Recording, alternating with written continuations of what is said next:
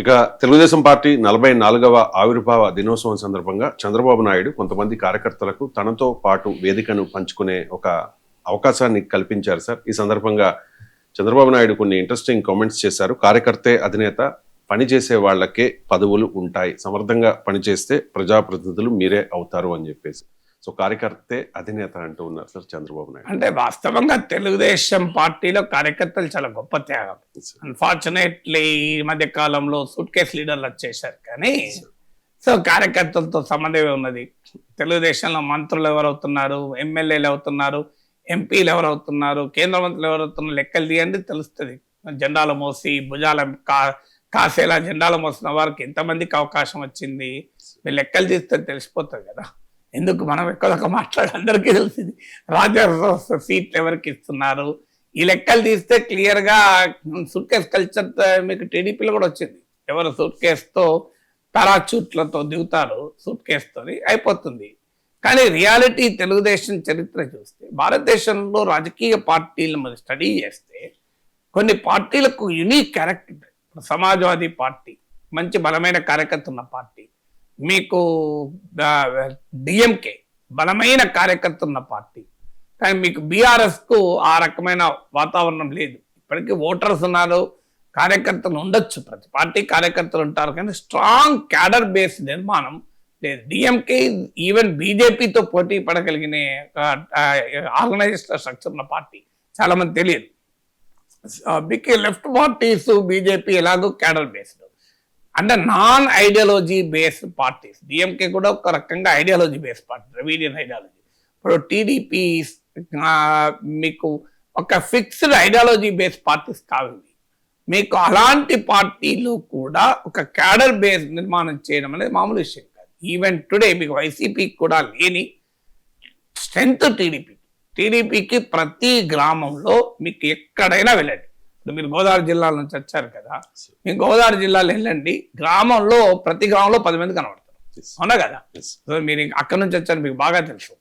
Even తెలంగాణలో కూడా ఆటుపోట్లు ఉన్న తెలంగాణలో టీడీపీకి ఇప్పటికీ గ్రామాల్లో వెళ్ళండి మీరు, టీడీపీ అంటే గౌరవం ఉన్న వాళ్ళు చాలా మంది ఉంటారు. అలా ఓట్లు రాకపోవచ్చు రాష్ట్ర రాజకీయ పరిస్థితుల్లో మారడం వల్ల. అందుకే మీరు గమనించండి, టీడీపీ నుంచి వెళ్ళిపోయి ఇతర పార్టీలో చేరిన ఏ నాయకుడు 100% మంది నాయకులు టీడీపీని తిట్టరు.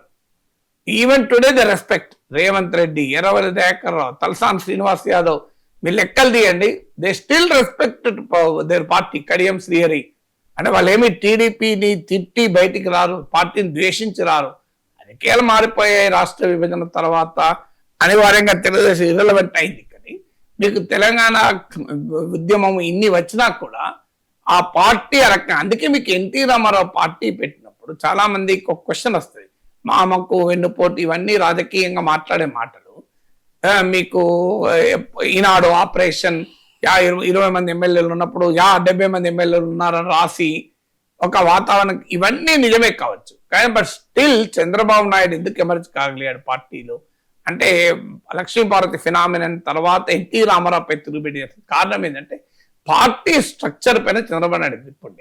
రామారావు చూసి ఓట్లేయచ్చు, రామారావు బొమ్మ పెట్టుకునే గెలవచ్చు, కానీ party structure was the hands of Chandrababu. అందుకే మీకు ఎన్టీ రామారావు వ్యతిరేక తిరుగుబాటు తర్వాత మీకు బ్లడ్లెస్ స్కూల్ లాగా పార్టీ యావత్తు చంద్రబాబు కిందకి వచ్చేసింది కదా. సో అందువల్ల పార్టీ ఆర్గనైజేషన్ అనేది తెలుగుదేశంలో మొదటి నుంచి కూడా మీకు చాలా మంది మీకు ఊర్లలో కనబడుతుంటారు. ఆస్తులు ముఖ్యంగా ఆంధ్ర ప్రాంతాల్లో ఎక్కువ కనబడతారు. వాళ్ళు సొంత డబ్బులు ఖర్చు పెట్టుకొని పార్టీకి పనిచేస్తూ దశాబ్దాల పాటు ఏ పదవి రాకపోయినా కూడా చేస్తూ ఉంటారు. వాళ్ళకి అదొక కమిట్మెంట్, దే లవ్ తెలుగుదేశం. ఇప్పుడు మహానాడులు చూడండి, మీరు పండుగల వాతావరణంలో జరుగుతాయి, మిగతా పార్టీల మహాసభలు అట్లుండవు. సో తెలుగుదేశం మహానాడులు నేను జర్నలిస్ట్గా 2-3 మహానాడులు కవర్ చేశాను కూడా, సో రిపోర్టర్గా చూశాను ప్రత్యక్షంగా కూడా. సో మహానాడు, వరంగల్ మహానాడు జరిగినప్పుడైతే ఆ రోజు TV9లో వరంగల్ మహానాడు వేదిక నుంచే మాట్లాడాను, అక్కడి నుంచే లైవ్లో డిస్కషన్లో పాల్గొన్నాను. సో మీకు ఆ పండుగ వాతావరణం ఉంటుంది, మీకు గమనించండి. సో అదొక మీకు క్యాడర్ బేస్డ్ పార్టీస్లో ఉండేటువంటి స్వభావాలు ఇవన్నీ. అంటే కార్యకర్తల మధ్య ప్రేమాభిమానాలు, నాయకుల మధ్య ఆ సోషల్ బాండ్స్. ఇప్పుడు ఈ మధ్య లోకేష్ కూడా ఆ ప్రయత్నం చేస్తున్నాడు. మీరు గమనిస్తే నాయకుల ఫ్యామిలీ మెంబర్స్ని పిలిచి వాళ్ళతో గడపడం అనేది, అంటే ఒక రాజకీయ పార్టీకి మూల స్తంభాలు వాడు. అన్ఫార్చునేట్లీ డబ్బు ప్రభావం వచ్చాక, మీకు ఎన్నికల్లో కులం ప్రభావం వచ్చాక, ఏ కులం వాడని సీట్ ఇవ్వడము, ఎంత ఖర్చు పెట్టుకుంటారన్న దాంతో సీట్లు ఇవ్వడం, పదవులు ఇవ్వడము, కార్యకర్తలు పాపం జెండాలు మోసే వాళ్ళుగానే మిగిలిపోవడము, ఈ ధోరణి తయారైంది. కానీ మీకు ఇదొకటే కాదు, మీరు ఇంకోటి కూడా గమనించండి. పార్టీ ఇప్పుడు పొత్తు పెట్టుకున్నప్పుడు ఓటు టీడీపీ నుంచి ఓటు చాలా బ్రహ్మాండంగా ట్రాన్స్ఫర్ అవుతుంది. మీకు చాలా మంది టీడీపీ జనసేన ఓటు ట్రాన్స్ఫర్ కాదు అని చర్చ జరిగినప్పుడు, టీడీపీ బీజేపీ మధ్య ఓటు ట్రాన్స్ఫర్ నేను గట్టిగా చెప్పాను అప్పుడు కూడా. 90% మోర్ దెన్ 90% ట్రాన్స్ఫర్ అవుతుంది. ఇంక్లూడింగ్ టీడీపీ లెఫ్ట్ మధ్య పొత్తున్న రోజుల్లో కూడా మీకు మొదట్లో మీరు గుర్తుంటే మీ గోదావరి జిల్లాలోని ఆచంట, గుంటూరు జిల్లాలో సత్తెనపల్లి లాంటి సీట్లు ఉండేవి. అక్కడ లెఫ్ట్ పార్టీ తర్వాత పోటీ చేస్తే 2000-4000 ఓట్లు వచ్చినాయి. మరి టీడీపీతో కలిసి పోటీ చేస్తే గెలిచారు. అంటే ఏంటి, టీడీపీ ఓటు అంత పెద్ద ఎత్తున ట్రాన్స్ఫర్ అయ్యింది. లెఫ్ట్ ఓటు టీడీపీ ట్రాన్స్ఫర్ అవడం ఆశ్చర్యం లేదు. అది కమిటెడ్ ఐడియాలజికల్ ఓటు కనుక వాళ్ళు ఎలా చెప్తే అలా ఓట్లు వేస్తారు. కానీ టీడీపీ ఓటర్ కూడా ట్రాన్స్ఫర్ అయ్యాడు. So that is the character of the TDP. అది ఇప్పటికీ టీడీపీ సజీవంగా ఉన్నాం. బహుశా తెలుగునాట ఇంత రాజకీయ పెను తుఫాన్లను ఎదుర్కొన్న పార్టీ ఏదైనా ఉందంటే తెలుగుదేశమే కదా. మీకు ఎన్టీ రామారావు నాయకత్వంలో ఉండగానే పార్టీ చీలిక ఎదుర్కొంది. తర్వాత మీకు తెలంగాణ ఉద్యమము, రాజశేఖర రెడ్డి మరణానంతర సానుభూతి వెల్లువ, మీకు ఇన్ని పరిణామాలు, రాష్ట్ర విభజన, ఇన్ని పరిణామాలను కూడా తట్టుకొని తెలుగుదేశం నిలబడింది అంటే ఖచ్చితంగా కార్యకర్తలే గొప్ప కృషి టీడీపీలో. సో ఆ కార్యకర్తలకు నిజంగా గుర్తింపు వస్తే ఆ పార్టీ 10 కాలాల పాటు సజీవంగా ఉంటుంది. అన్ఫార్చునేట్లీ ఊహించడం కార్యకర్తలు ఇప్పుడు 50% సీట్లు పెరుగుతున్నాయి కనుక ఊరిస్తున్నారు. అల్టిమేట్ గా సీట్లు ఇచ్చే సమయానికి వచ్చే వరకు ఎంత ఖర్చు పెట్టుకుంటావు అన్నది ప్రాతిపదిక అవుతుంది. నువ్వు ఎన్ని కోట్లు ఖర్చు పెట్టుకుంటావు, ఇదే ప్రాతిపదిక.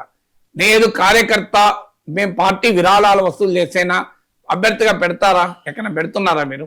పార్టీ ఇప్పుడు మీకు కొత్తగూడెం వెళ్ళారండి, సిపిఐ మిత్రులు, వాళ్ళ జెడ్పీటీసీలు, వాళ్ళ ఎంపీటీసీలు, వాళ్ళ సర్పంచులు, వాళ్ళ కార్పొరేటర్లు, వాళ్ళ కౌన్సిలర్ల క్లాసులు చెప్పడానికి వెళ్ళాము.